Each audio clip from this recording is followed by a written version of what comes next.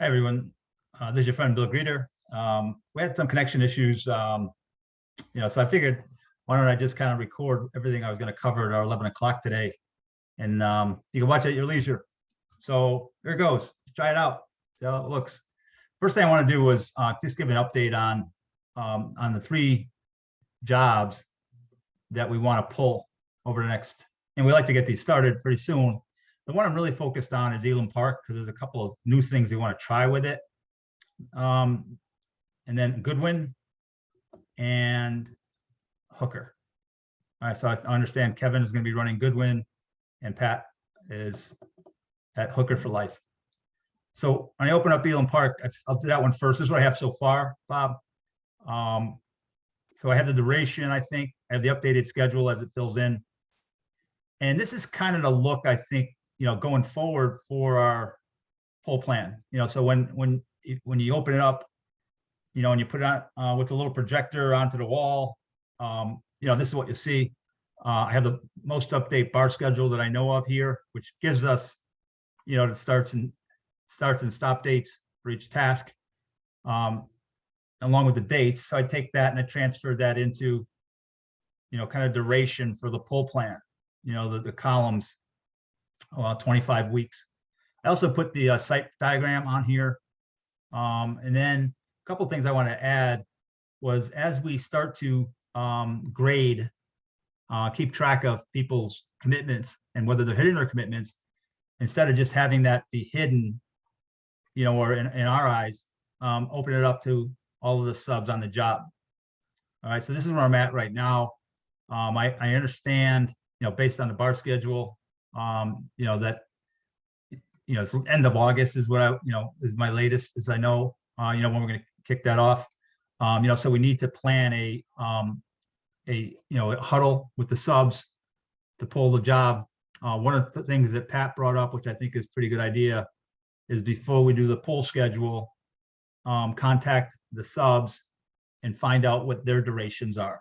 In other words, whether they're, I know what this is what the bar schedule says, but how many days are they going to need to do the tasks that they need to do? And then when we do the pull plan meeting, we'll be able to populate it from week 25 back to week 1.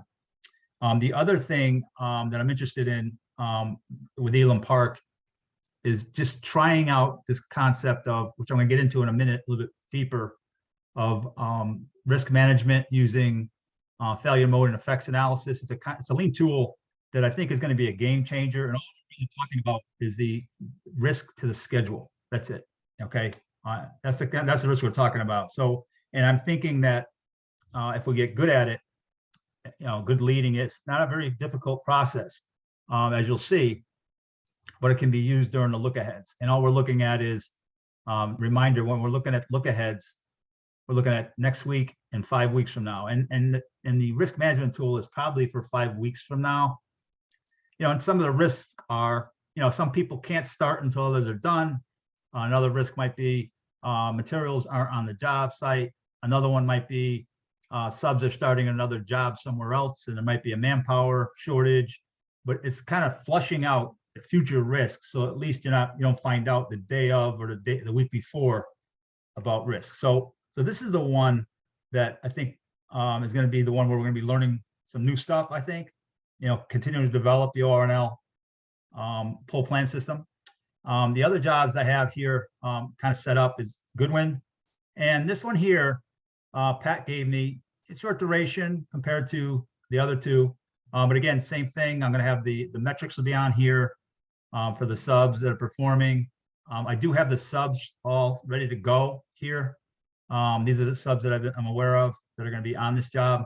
And then I've also put right on it Pat's look ahead, work projected for the next 3 weeks, and continue to update that as we keep going. All right. So that's Goodwin. And again, we need to have get the durations from the subs and then have that huddle where we pull the job. And I think that's going to go pretty well, pretty easily. And then the third one is a Goodwin. And this is going to be in order to get Kevin's feet wet with it. I really haven't, I have the bar schedule all set. Tom was nice enough to send that along to me for that one. Here it is. I'll take anything. If there's a kickoff meeting, I'd like to be invited to it. I did sit in on the kickoff meeting for Elam, and it's really, really helpful in getting things set up. Obviously, this is work projected for Pat's job, but I just kind of put it there as a placeholder. And these are also his subs. So as soon as we get the job bought out, we'll switch to those subs. So those are the three jobs.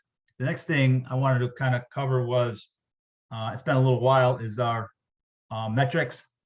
And we have a big file called dashboard development. And largely here you'll see that, we haven't really measured commitments since April or May. But I guess, according to Cliff, we want to get that rolling again, where you guys are submitting your scores for the subs. And, I'm sure Kevin's been taught that already. But what we do is they tell us, that they're going to commit to a certain amount of work, and either they hit it or not.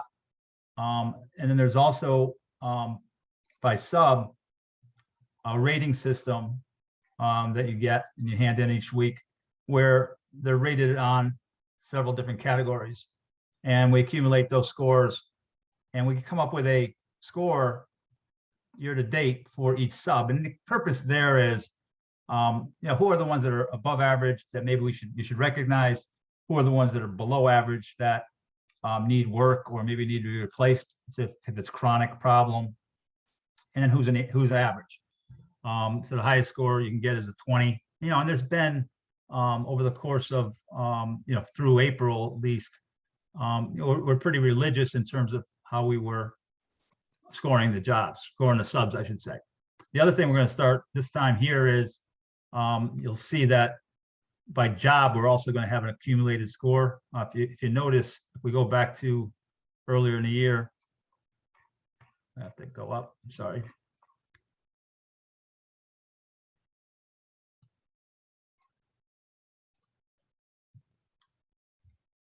Anyway, we're gonna have the accumulated scores for the entire job here too, that we'll keep track of, and we'll get to see at 11 o'clock.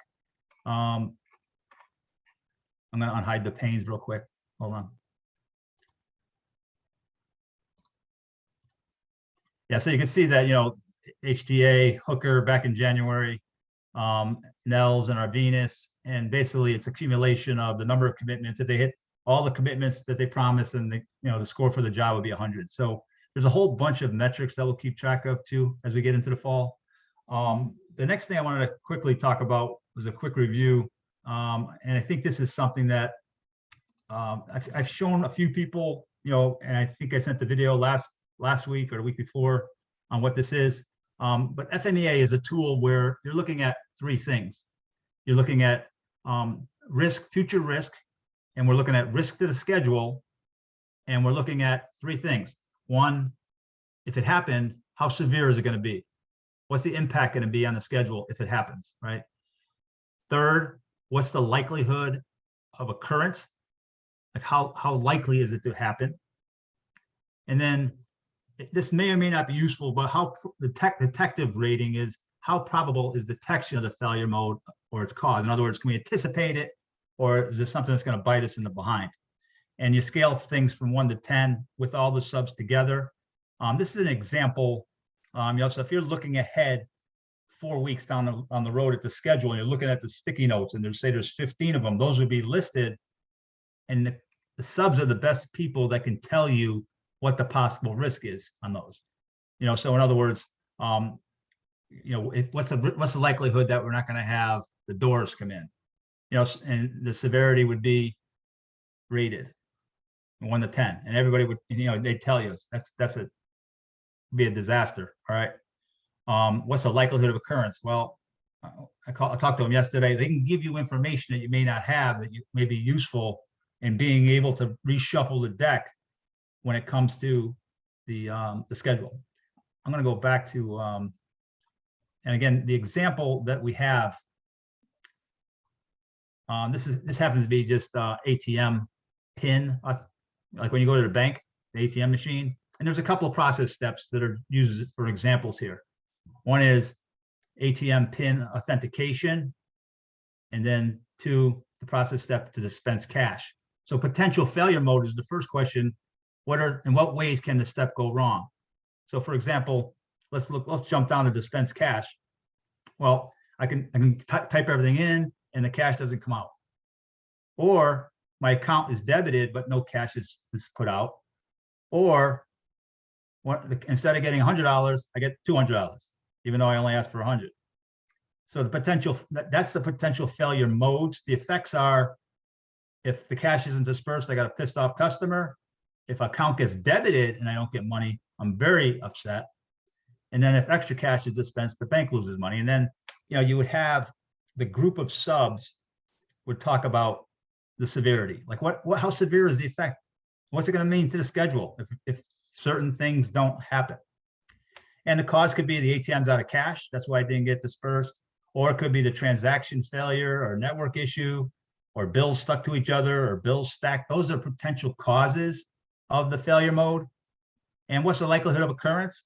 You can see here with the dispensing cash out of the ATM that cash not dispersed is the most likely of them. Plus it has a 7 for a severity rating. So, and then you kind of just go 1 to 10 on each of them. And then you look at what are some of the controls. Do we have controls that either prevent the failure mode, or is there something we can do right now, in other words, or is there nothing we can do? For example, for the cash, it could be internal alert of low cash in the ATM. In other words, when the machine gets down to $10,000, there's an alert that tells people, hey, we need money in this machine. Or the case of account debited but no cash dispersed, you can install a load balancer to distribute workload across network links. In other words, there's a network issue. And then third, extra cash is dispensed, verification while loading cash in the ATM. All right, and then again, so you rank those 3 things: severity, likelihood of occurrence, and how easy is it to detect? How probable are we going to know it's going to happen?